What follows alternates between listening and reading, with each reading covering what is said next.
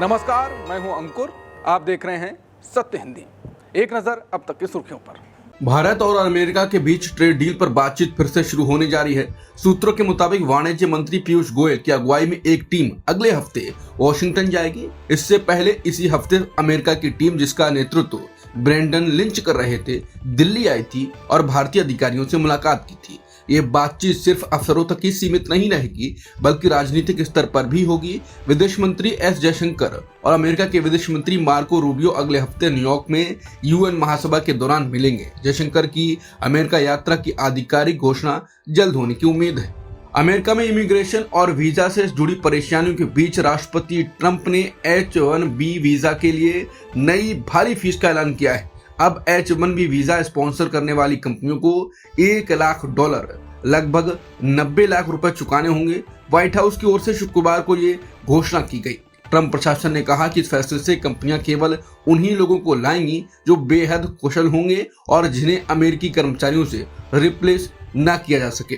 Trump ने Oval office में हस्ताक्षर करते हुए कहा कि कंपनियों को अच्छे वर्कर्स चाहिए और अमेरिका को बेहतरीन वर्कर्स मिलेंगे। बता दें, भारत H-1B वीजा का सबसे बड़ा लाभार्थी है।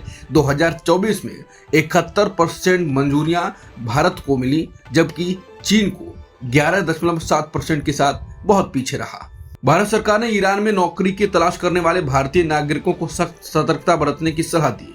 विदेश मंत्रालय ने कहा कि हाल ही में कई मामले सामने आए जहां भारतीयों को फर्जी नौकरी के झांसे में ईरान बुलाया गया। मंत्रालय के मुताबिक कुछ लोगों को ये कहकर ईरान ले जाया गया कि वहां नौकरी मिलेगी या फिर आगे किसी और देश भेजा जाएगा, लेकिन वहां पहुंचने पर उन्हें अपराधी गिरोह ने अगवा कर लिया और परिवार से फिरौती मांगी गई।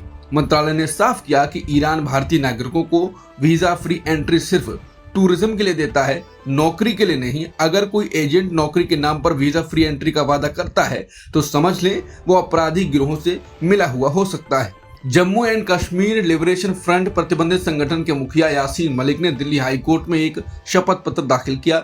इसमें उसने दावा किया है कि पिछले 2 दशकों में उसकी मुलाकात कई बड़े राजनीतिक और धार्मिक नेताओं से हुई थी। एनडीटीवी के मुताबिक मलिक ने अपनी अर्जी में लिखा है कि 2 शंकराचार्य कई बार उसके घर श्रीनगर आए और एक प्रेस कॉन्फ्रेंस साथ की। आरएसएस नेताओं से उसके गहरे संपर्क रहे।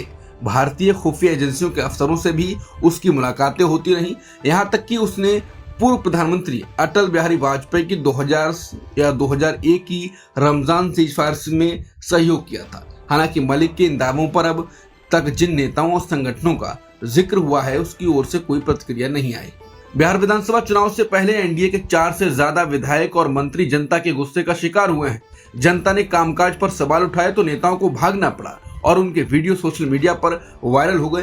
पहला मामला मुजफ्फरपुर जिले के कुरहनी से बीजेपी विधायक और पंचायती राज मंत्री केदार प्रसाद गुप्ता का है। वो अपनी विधानसभा में 7 निश्चय योजना के तहत बनी नई सड़क का उद्घाटन करने पहुंचे थे, लेकिन स्थानीय लोगों ने शिकायत की कि सड़क तो उद्घाटन से पहले ही टूटने लगी है। सुरक्षा कर्मियों ने मंत्रियों को वहां से सुरक्षित निकाल लिया। दूसरा मामला दरभंगा का है। शहरी विकास मंत्री और जाले के विधायक जीवेश कुमार मिश्रा एक यूट्यूबर के सवालों पर बुरी तरह फंस गए। स्थानीय यूट्यूबर दिवाकर साहनी ने गांव की टूटी सड़क पर सवाल पूछा तो मंत्री और उनके समर्थकों ने कथित तौर पर गाली गलौज, कपड़े फाड़ने और मारपीट तक कर दी। इसका वीडियो वायरल हो गया।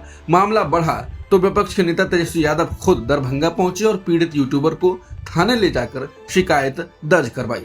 तेजस्वी ने पटना में प्रेस कॉन्फ्रेंस कर मंत्री का पुराना मामला भी उठाया, जिसमें राजस्थान की एक अदालत ने उन्हें नकली दवाइयां बनाने का दोषी ठहराया था।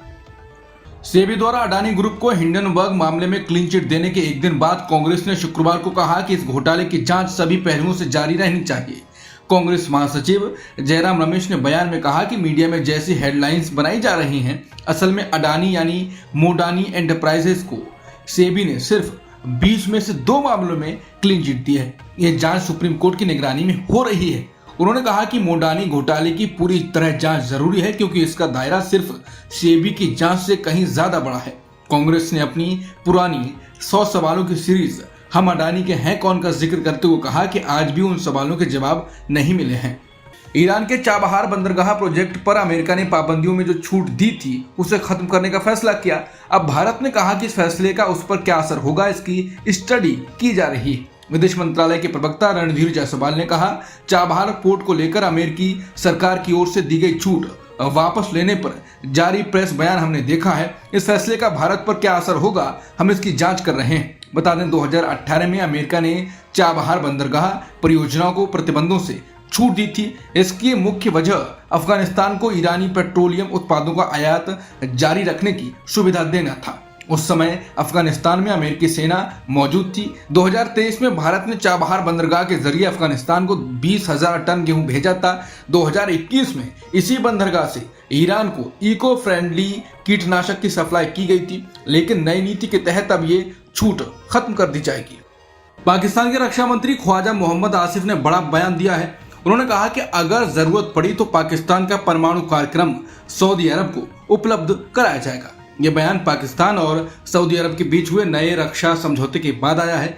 यह पहली बार है जब पाकिस्तान ने साफ तौर पर स्वीकार किया है कि उसने सऊदी अरब को अपने न्यूक्लियर अम्ब्रेला के नीचे लिया है। विशेषज्ञों का मानना है यह कदम दरअसल इजरायल को संदेश देने के लिए है। माना जाता है कि इजरायल ही मध्य पूर्व का इकलौता परमाणु हथियार संपन्न देश है। यह बयान उस समय आया है जब इजरायल ने हाल ही में कतर में हमास नेताओं को निशाना बनाकर हमला किया था, जिसमें 6 लोग मारे गए थे। इसके बाद खाड़ी देशों में सुरक्षा को लेकर चिंता और बढ़ गई।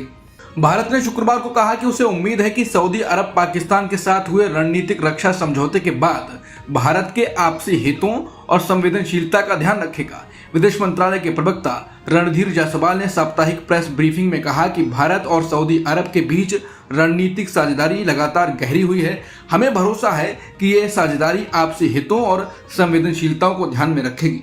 ये बयान ऐसे समय आया है जब सऊदी अरब और पाकिस्तान ने नया रणनीतिक आपसी रक्षा समझौता साइन किया। इसके मुताबिक अगर किसी एक देश पर हमला होता है तो इसे दोनों पर हमला माना जाएगा।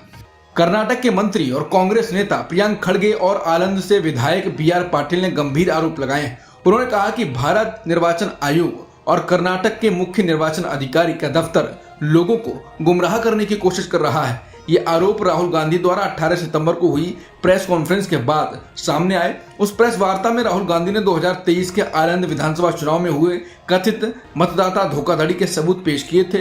प्रियंक खड़गे और पाटिल ने कहा कि चुनाव आयोग इस मामले की सही जांच नहीं कर रहा है और सच को छिपाने की कोशिश कर रहा है। बिहार चुनाव से पहले बीते गुरुवार को राहुल गांधी ने आरोप लगाते हुए कहा कि जिस जगह पर कांग्रेस का वोट बैंक था वहां से ज्यादा नाम काटे गए हैं। उन्होंने कर्नाटक का उदाहरण भी दिया था।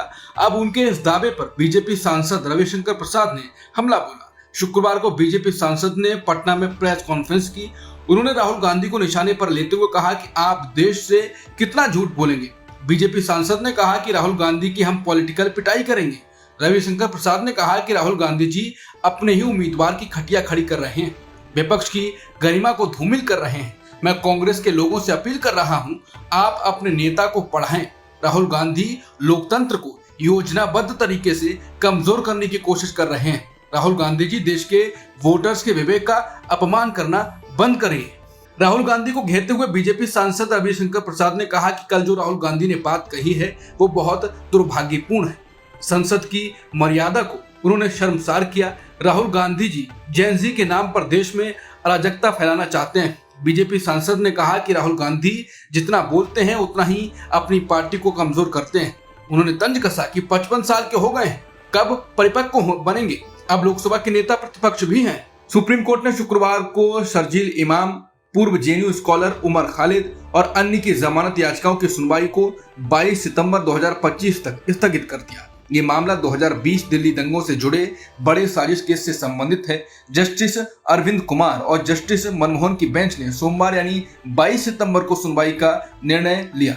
वरिष्ठ वकील अभिषेक मनु सिंघवी ने शर्जील इमाम की ओर से पेशी की याचिकाओं में दलील हाईकोर्ट के 2 सितंबर के फैसले को चुनौती दी गई थी, जिसमें जमानत खारिज की गई थी। अब तक की खबरों में इतना ही। बाकी खबरों के लिए बने रहिए सत्यहिंदी.com के साथ।